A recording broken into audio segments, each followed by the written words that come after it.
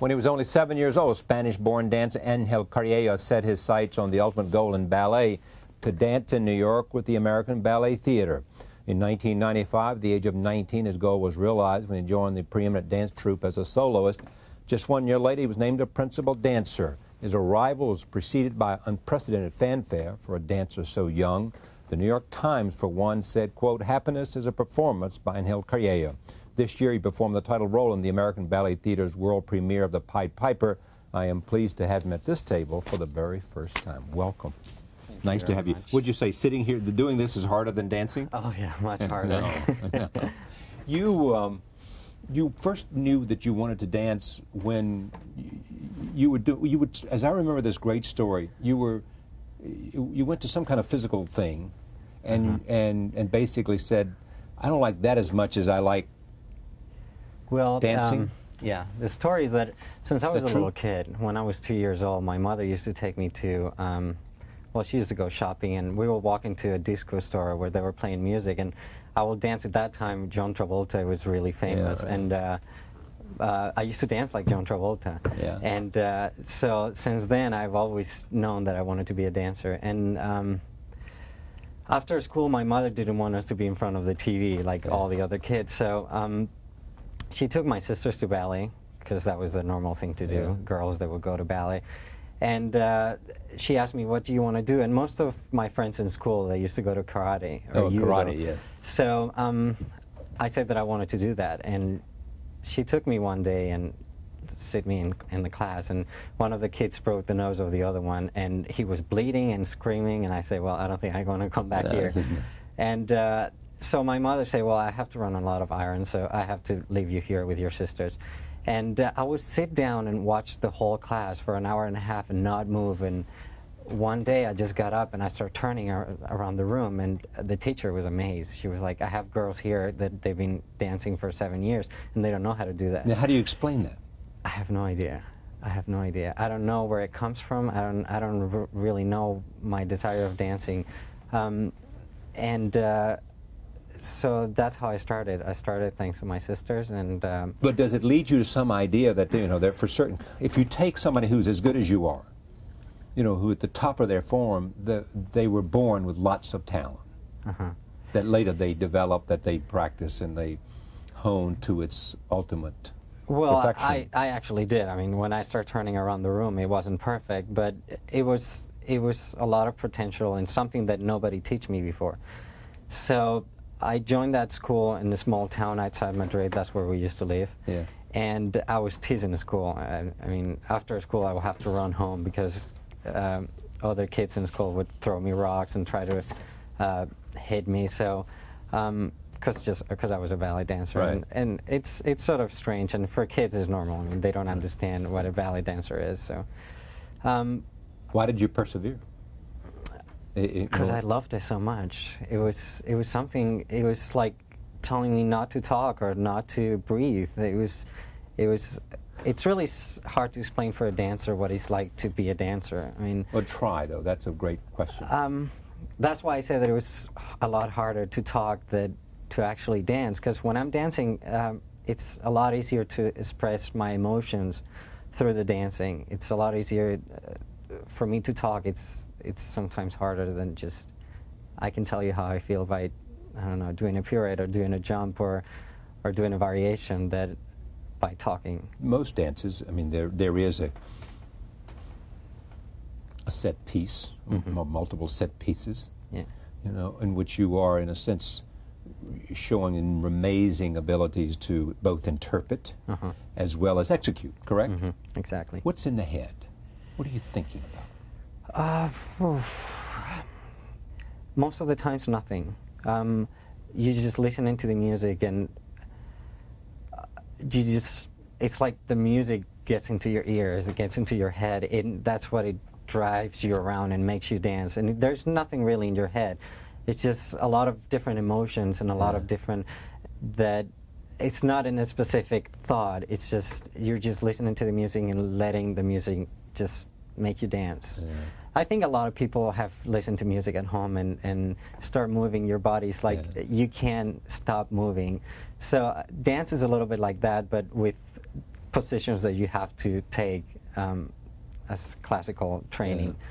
So was it always easy? I mean, did you have a life of one extraordinary career development after another? No, it was actually really hard until I got to American Ballet Theatre. It was really hard. Not they put me a lot of. I mean, they made it really difficult in Spain for me. Why? Well, for different reasons. I don't know if it's because of jealousy or because, I don't know, it's really strange. I still ask myself why. And now I don't know, a national hero, but I'm really famous in Spain because of all my success in America, but I've never danced in Spain, really. There's not a classical company in Spain. And I don't know, when I joined that school, the other kids, I didn't have any friends because I was a little bit better than the other kids, so they weren't very happy about that either. And then I joined the company, and after I joined the company, nothing happened. So why not? All about Spain, you think? I don't know. I have no idea. So, but did they recognize? I mean, that you had this.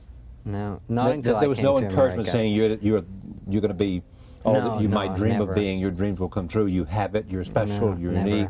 It was the opposite. No, you're not special. You're not unique. Well, you're not as good as you think. Just it's not your moment yet. Just keep waiting. Just keep waiting. Just keep waiting. And I was just tired of waiting. And so, what did you do?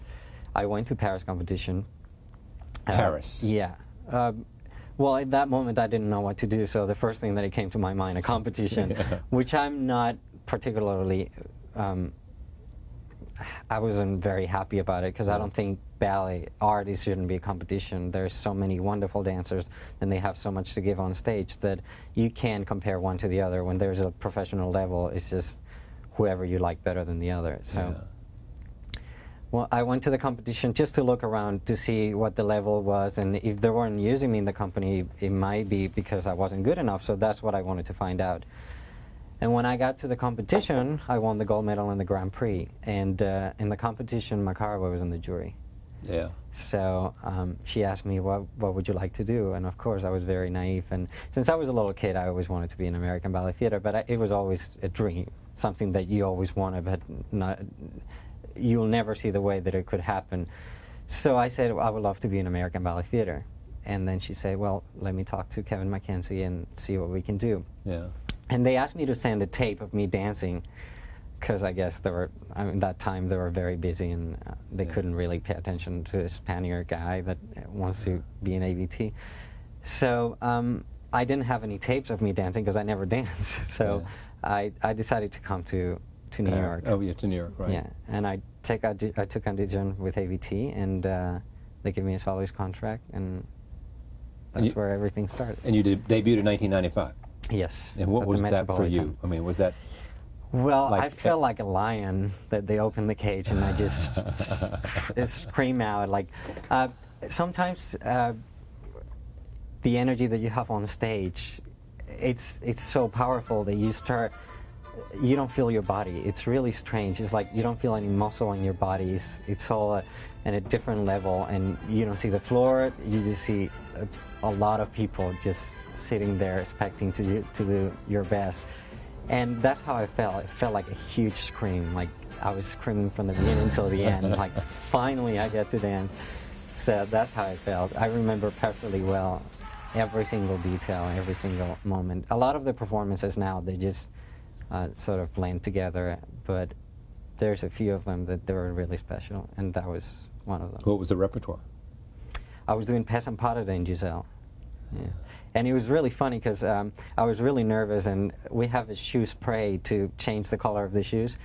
And that day, I sprayed my shoes like 20 times because I was really nervous. I didn't want to have a single spot on the shoe. And I sprayed so much paint on it that the leather just ripped apart. And when I was dancing, the shoe just broke in half. And I had to dance with the shoe broken, and I had to tape it really fast on the wings when the girl was dancing. So it was a very, very special performance. What's been the highlight since then? I don't know. There's been many great moments in my career. I mean, I think every day is an incredible moment. Every day something great happens. So every dream has come true except one. Yes? One would be to go back and dance in Spain. It's not a dream anymore. No? No. I gave up after a while. It's not that How could this be? I have no idea. I don't know. Because the audience, the people in Spain are really anxious to see me dance, but I don't know why there's not... Do we know who the cultural minister of Spain is? I mean, yeah, we do know, but he's not very interested, I guess. we hope he would think this could be changed, I would think. Yeah. I mean, that would be, you say you've given it up as a dream because you don't think it's going to happen. But to go home, I mean, with dance in your blood and with Spain in your blood. Yeah, definitely. Are your parents alive? Yeah, my Both? parents, yeah. So your mother, who wanted all this for you? Well, to see with her neighbors and her friends? My mother was just here. I know she's seen you dance, but she hasn't seen you dance in Spain. Well, she's sort of used to it too, and she gave up. She did. She's like, well, I have my own group of dancers, and sometimes we put a group together and we try to go to Spain and sell it to different theaters in Spain, but it's been very, very difficult. Has your dance changed much since you've been at the ABT? Oh, yeah, definitely. In what way? In many different ways. I think you as a dancer is really together as how you are as a person, and I've grown a lot as a person, so it shows on stage.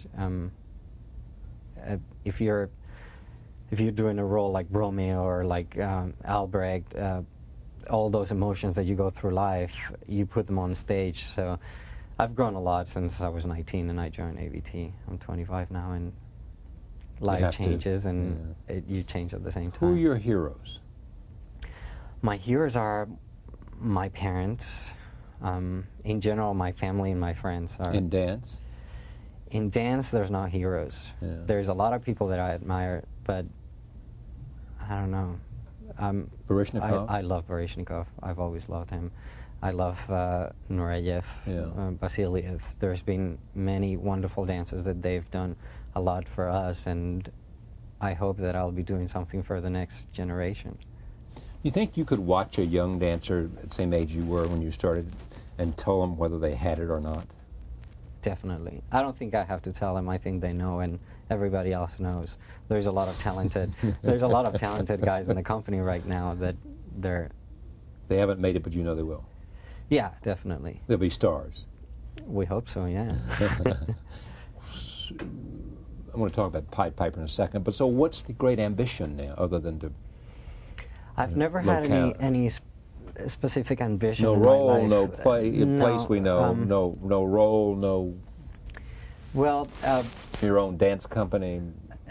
All in my life, my career has always been a surprise. I've always, every day when I woke up, there was something greater than the day before. So I've seen a lot of friends and a lot of people really close to me that they have a goal in their life, and they're getting older and they see that that's not happening, and they're completely devastated, and they're totally lost because they don't know what to do now. It's like, so I'm not going to get it, and what am I going to do now with my life? So I said, and they lose confidence and lose self-esteem and lose a sense of so I've never asked for anything, and anything that comes to me, that's great. So whatever happens, then it'll be great. And if I have to quit dancing, I mean, it will be horrible because it's part of my life, but I think I'll be ready to do it.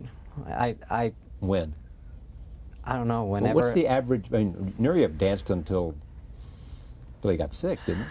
Yeah, well, I think it depends. Baryshnikov is still dancing? Yeah. Right. And Baryshnikov is about 50, isn't he? Yeah.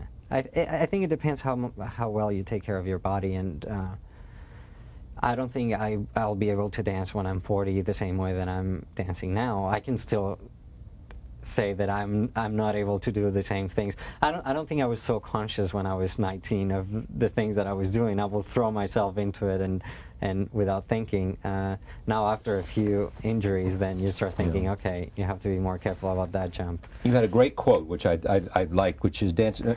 Basically, there's a term in sports which is playing within your game. You know, and you said once about dance, you went out and did everything as you danced, you jumped as high as you could. You did everything as Yeah. And then you learn to tone it down. Well, there's but I don't think it's any better. Sometimes people tell me, well, you're a more mature dancer, you're much better of a dancer right now, and I don't like that. When I watch tapes of Nureyev when he was really young and when he was a little bit older, you can see the difference, but I still enjoy when he was really young and really wild, that all that energy he didn't have when he was a little bit older. So I don't know, I've learned how to pace myself and know when I can put a lot of energy in some steps, and with some others I just can't just stand there and let the audience, I don't know, see me first. Yeah. Before, they didn't have the chance to see me. I was running from one side to the other. So I've learned how to be on stage and be comfortable. I think that's what it gives you with time. Pied Piper. Yes. Tell me about this role. Well, it's a role that we spend a lot of time with, and David started choreographing last year, right after the Met season, and I don't know, there's so many things involved, there's so many projects, so many different things that David wanted to do, that I don't know if at the end he ended up doing everything that he wanted to do, but I don't know, it was really hard to put together. There was a lot to deal with, and it's one of the hardest roles that I ever had to do. Is that right? Yeah. It's a 50 minutes variation. You're on stage without stopping. There's a point on the ballet that I just want to walk out and say, that's it, I give up. Because it's really tiring. There's a fight with big rats, there's a whole variation, a whole section by yourself, and then little small rats, they come in and you have to dance with them, and then you do another variation, and it feels like it's never going to end. And how is it different from the poem? Well, there's a few different things. I don't know if David wanted to make it look different or not, but I come into the town and the rats are not there yet. They come in after I come into the town, and the poem is different.